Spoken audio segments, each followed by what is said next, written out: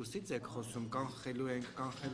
այնպիսի տպավորություն է, որ մեծագույն հանցագործությունը իշխանությունը փորձում կանխել, հատկապես որ նմանատիպ սցենար դուք իրականացրել եք, նկատի ունեմ քաղաքական թիմը Երևանում, երբ որ ձեր քաղաքապետի թեկնածուն 8-9% էր հավաքել եւ միանձնյալ չէր կարողանում քաղաքապետ դառնալ, նրան օգնեց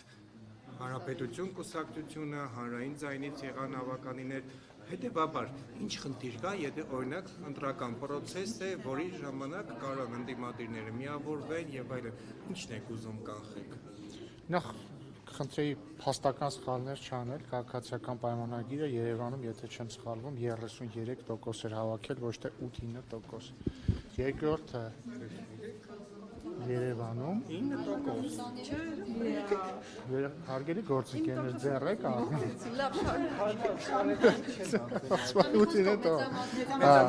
Հաջորդը հանցագործություն չի ընտրություններում հետընտրական կոալիցիաներ ստեղծելը, ձևավորելը եւ իշխանություն դառնալը, դա նախատեսված է ուղիղ ընտրական օրենսգրքով։ Հանցագործությունը կաշառակերությունը։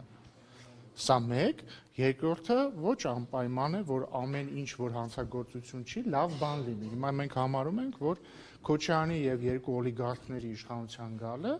վատ բան է եւ դա պետք է կանխել։ Արդյոք դա հանցագործություն է ինքնին։ Եթե արդար ընտրվեն, հանցագործություն չի, բայց շատ վատ բան է։ Որ օրինակ, այն որ մի ընդհատեք ինձ էլի, չէ, Երևանում Քոչարյանն ու օլիգարխները չեն եկել իշխանության։ Օրինակ, Վարդանիկը ընտրվեց Գյումրու քաղաքապետ, ինչի արդյունքում, երբ որ Քոչարյանական եւ Սերժ Սարգսյանական եւ ռուսաստանցի օլիգարխական մի քանի ուժեր բաժանվեցին մի քանի բլոկերի եւ հետընտրական համագործակցությամբ Վարդանիկը ընտրվեց քաղաքապետ, ինչը ինքնին հանցագործություն չէր, բայց դրանից ուղիղ 6 ամիս անց Վարդանիկը ձերբակալվեց կաշառակերության մեղադրանքով։ Հիմա ինչ կլինի տարբերությունը, եթե Քոչարյանն ու երկու օլիգարխները տարբեր բլոկների բաժանված հաջողեն ստանալ մարդկանց մեծամասնության քվեն եւ գան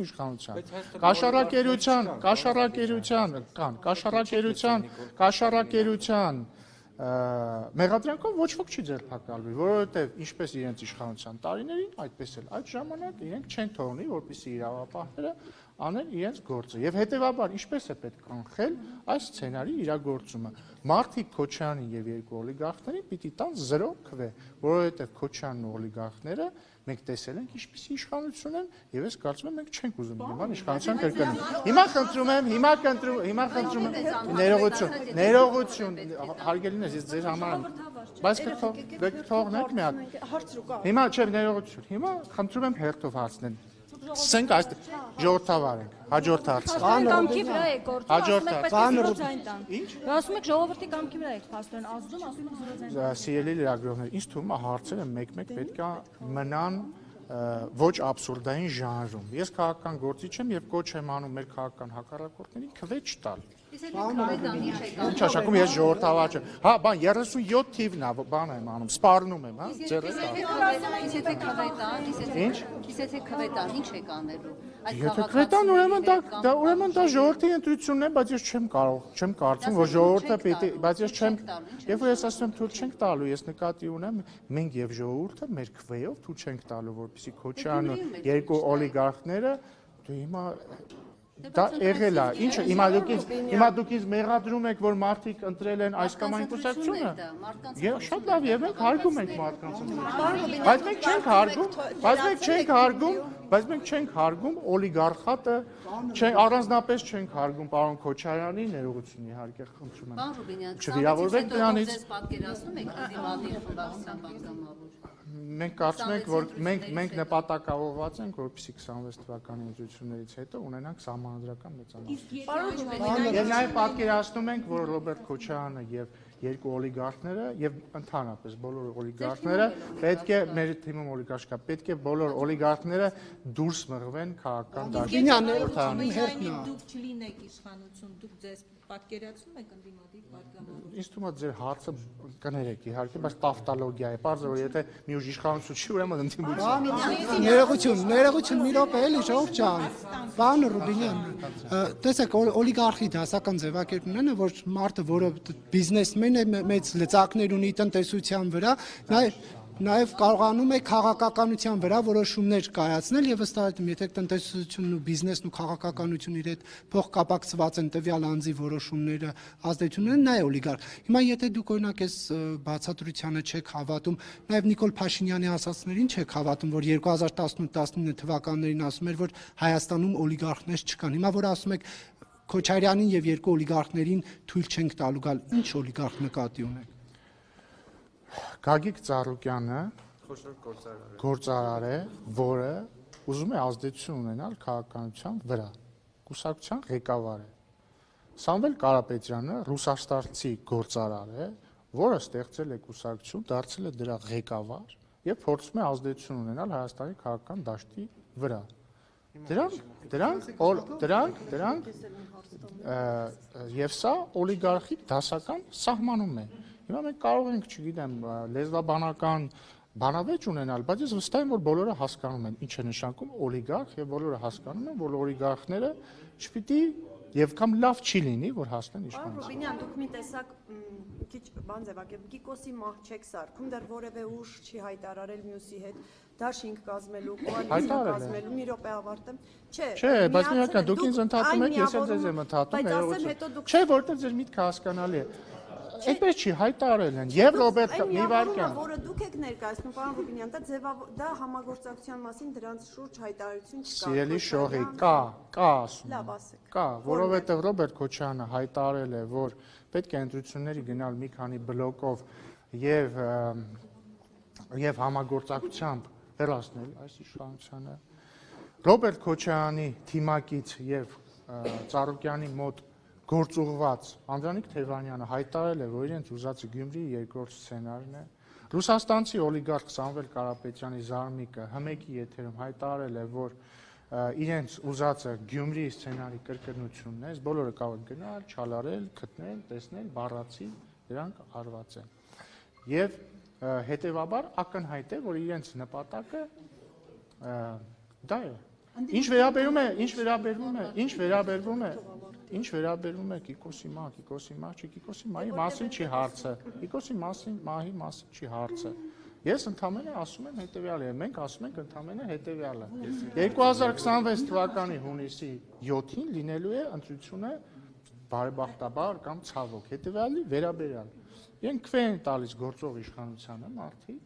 թե քվե են տալիս Քոչարյանին եւ երկու օլիգարխներին իրենց արբանյակների հետ միասին։ Այստեղ շատերը կարող են ասել, բայց ինչու կան նաեւ այլ ուժեր։ Շատ լավ, ես դեմ չեմ լինի, եթե այլ ուժերն էլ ձայն ստանան։ Բայց Քոչարյանը եւ երկու օլիգարխները չպիտի։ Պարոն Ռուբինյան, ես էլ ասացի, ժողովուրդ կներեք։ Պարոն Ռուբինյան, ստացվում է, որ անհանգստություն ունի ամեն դեպքում իշխանությունը, որ ընդդիմությունը կարող է կոնսոլիդացվել։ Արդյոք իշխանությունը ունի որոշակի հարցման տվյալներ, այսինքն որևէ տվյալ, որը վկայում է, որ ընդդիմության կոնսոլիդացիան վտանգ է ներկայացնում իշխանության համար։ Հիմա դուք կարող եք ասել լավ չի, բայց ամեն դեպքում դուք ունեք տվյալներ, հաստատական տվյալներ։ Բոլոր տվյալները վկայում են այն մասին, որ քաղաքացիական պայմանագիրը մի քանի անգամ գերազանցում է ցանկացած ընդդիմադիր ուժի մի ընդհատեք ինձ խնդրում եմ վարկանիշով։ Հարցը դե այնքան եք ընդհատում որ արդեն շարժում եք մտածում եմ ընդհատում եք։ Այդ առումով անհանգստություն չկա, բայց ես կարծում եմ մեր քաղաքացիները պիտի իմանան ինչ է կատարվում քաղաքական դաշտում, նրանք պիտի իմանան, որ մեր ընդդիմադիր գործընկերները որոշել են տարանջատվել միմյանցից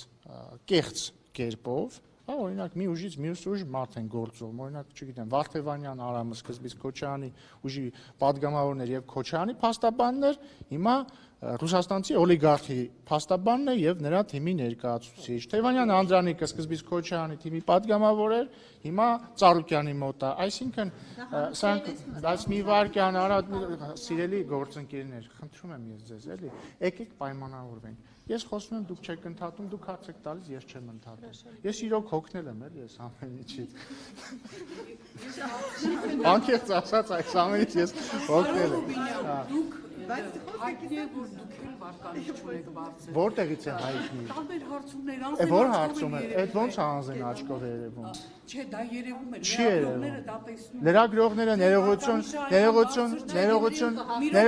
ներողություն։ Ահա, տվեք, լավ, հա։ Դուք այնքան բարձր վարկանիշ չունեք, որպեսզի մեծամասնություն կանեք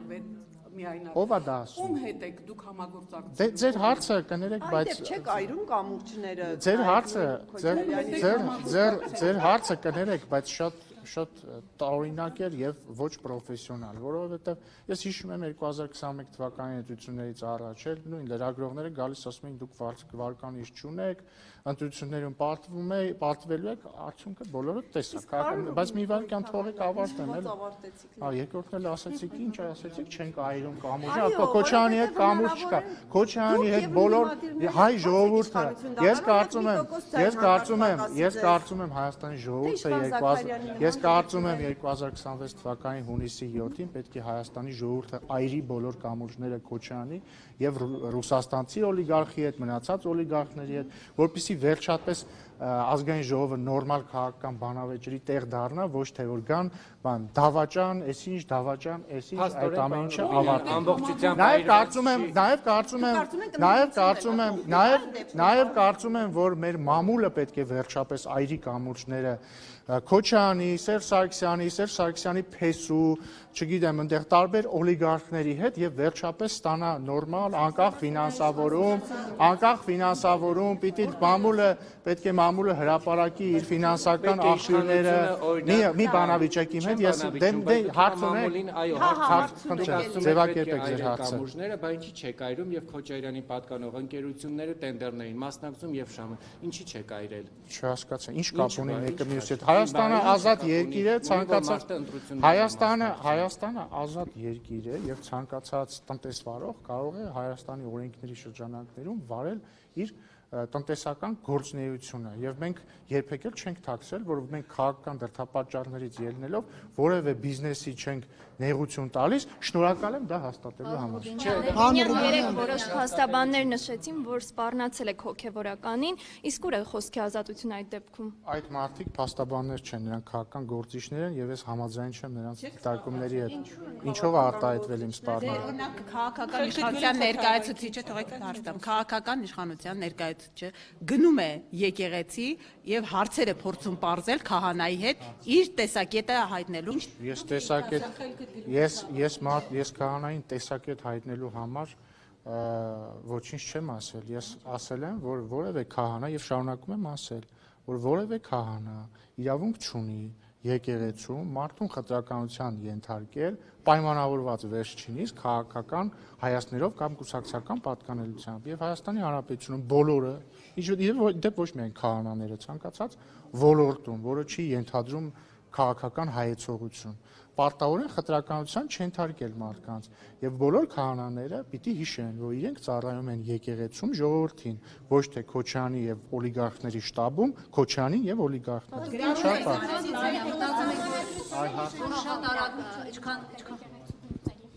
Իշխանությունը եկեղեցու գործերին չի միջամտում եւ իդեպ կներկայանաք դուք որ լրատվամիջոցից եք։ Արմատ մեդիան ում է պատկանում։ Ով է ֆինանսավորում Արմատ մեդիան։ Երբ որ հաշվետվությունը լինի, չէ, բայց ինչ խնդիր կա։ Բայց ինչ խնդիր կա ասեք։ Հրաժարվում եք ասել։ Չէ, ես ուզում եմ իմանամ ում հետ եմ խոսում։ Ես էլ ասում եմ Մանբալի Արաքելյանի։ Չէ, նկատի ունեմ որ լրատվամիջոցի ներկա։ Չէ, ուզում եմ հասկանամ դա ինչ լրատվամիջոց է։ Ես էլ ասեցի, եթե կա որևէ մեկը այստեղ որ գիտի Արմատ մեդիան ում կողմից է ֆինանսավորվում։ Բայց չեք կարծում որ եթե խնդիր լիներ համապատասխան մարմինները ես չեմ ասում խնդիր կա թե չկա, ես ուզում եմ հանրությունը եւ մենք բոլորս իմանանք ով է ֆինանս, օրինակ ես գիտեմ TV5-ը ուղիղ կապի մեջ է Ռոբերտ Քոչարյանի հետ։ Բոլորս հա գիտեն եւ ամենայն անգամ նորմալ է դա, լավ է թող բոլորը իմանան։ Հիմա երբ որ TV5-ը օրինակ ինձ հարց է տալիս, ես գիտեմ որ այդ հարցը ինձ այդ թվում տալիս է Ռոբերտ Քոչարյանը։ Հիմա ես ուզում եմ իմանամ, երբ որ Արմատ մեդիան է ինձ հարցը տալիս, ով է ինձ հարց տալիս։ Ռոբերտ Քոչարյանն է տալիս, Սերժ Սարգսյանն է տալիս, Սերժ Սարգսյանի փեսան է տալիս, թե ռուսաստանցի օլիգարխի թիմն է այդ հարցը։ Դե երբ որ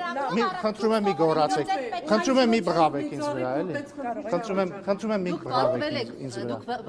Այլ հարցեր կան։ Այլ հարցեր հայրաքելական եկեղեցու դեմ պայքարում։ Տեսեք, օրինակ թվում է թե TV5-ի լրագրողն է սա ինձ ասում, բայց սա ինձ ասում է Ռոբերտ Քոչյանը։ Ես համաձայն չեմ Ռոբերտ Քոչյանի։ Դուք պարտվել եք հայրաքելական։ Բայց ինչու եք թիրախավորում, պարոն Ռոբերտ։ Մենք հայ առաքելական եկեղեցու դեմ պայքար չենք մղել, որ պարտվենք։ Հունվար վեհապարը պետք է Ով է ասել նման բան։ 10 Ով է ասել նման բան։ Դուք եք ասում։ Ով։ Անուն ազգամ, ես այդպեսի բան չեմ ասում։ Ոչ ես, ոչ բոլորս այդպեսի բան չենք ասել։ 10 եպիսկոպոսներից մեկը, այսպես ասած, հետ քայլ է արել։ Սա Ես չգիտեմ ինչի մասն է։ Ինչ է կա։ Զրույցից հետո ինչպես դուք եք գրել խելքը գլուխը հավաքեց։ Չգիտեմ։ Պարոն Ռուբինյան, Գյումրի 2 թույլ չտալու համար արդյոք իշխանությունը օրինակ կգնային ճանապարհով, որ որոշ ուժերի չգրանցի ընտրություններին մասնակցելու։ Իշխող ուժը չի գրանցողը, եթե խոսքը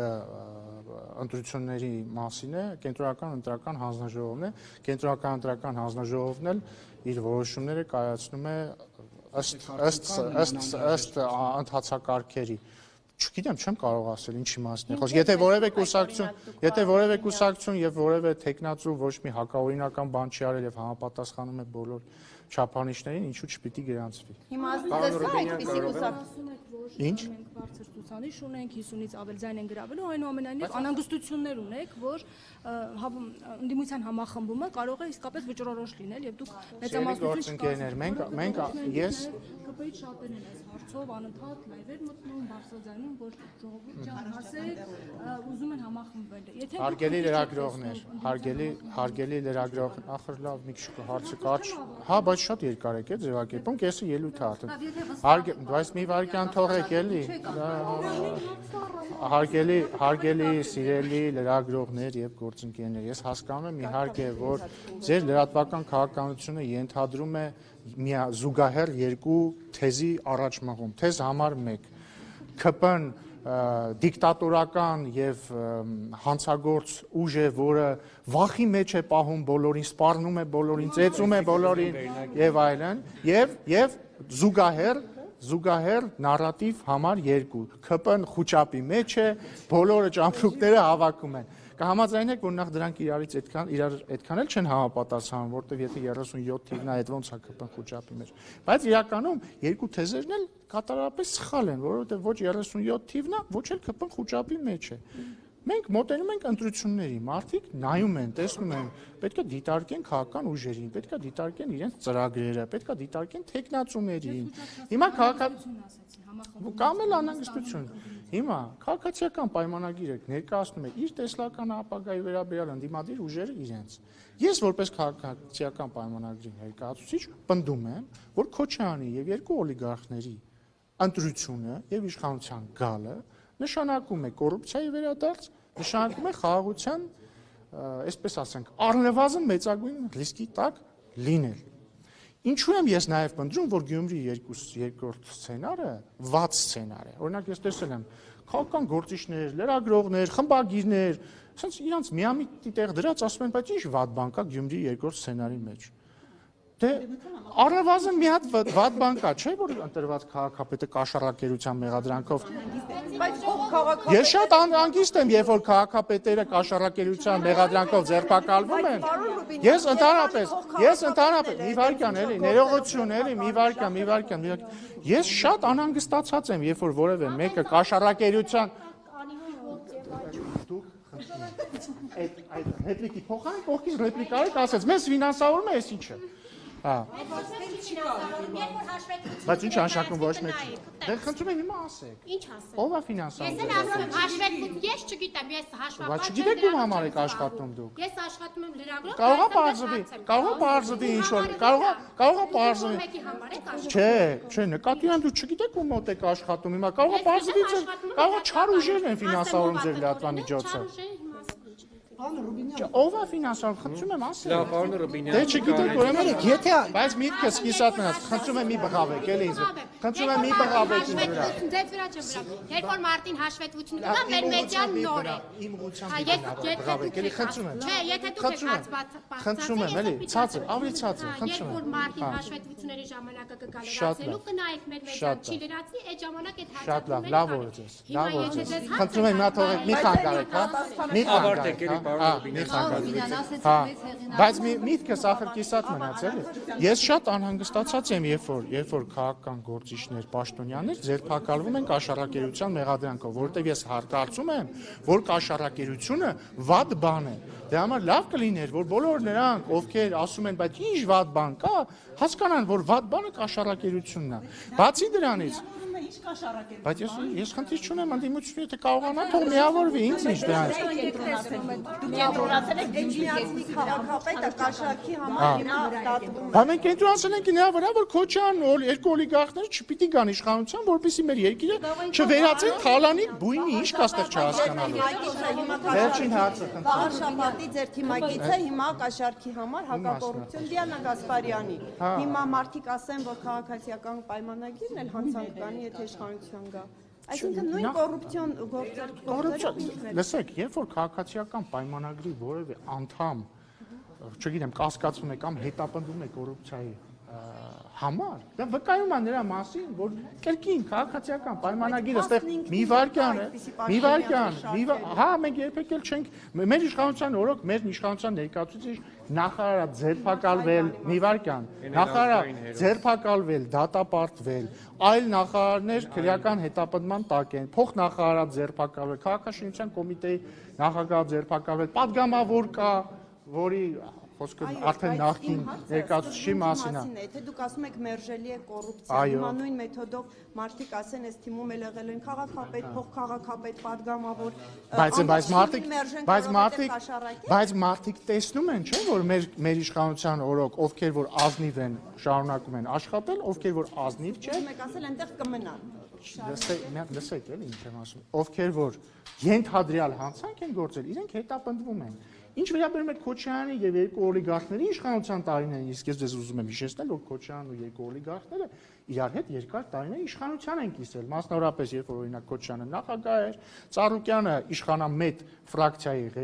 կուսակցության ղեկավար էր, մի վարքյան, Ռուսաստանցի օլիգարխի եղբայրը ՀԿ խմբակցության ղեկավարն էր մարտի 1-ի ժամանակ, հետո Սերժ Սարգսյանի աշխատակազմի ղեկավարն էր, այ իրանց իշխանության տարիներին, երբ որ մարդիկ կաշառք էին վերցնում, իրանք չէին դատում։ Շնորհակալություն։ Ռուբինյան, կներեք, դուք էլ եք կիսել։ Համանդական մեծամասնություն ձևավորելու ուղղությամբ ենք գնում։ Պարոն Ռուբինյան, ասում եք սահմանադրական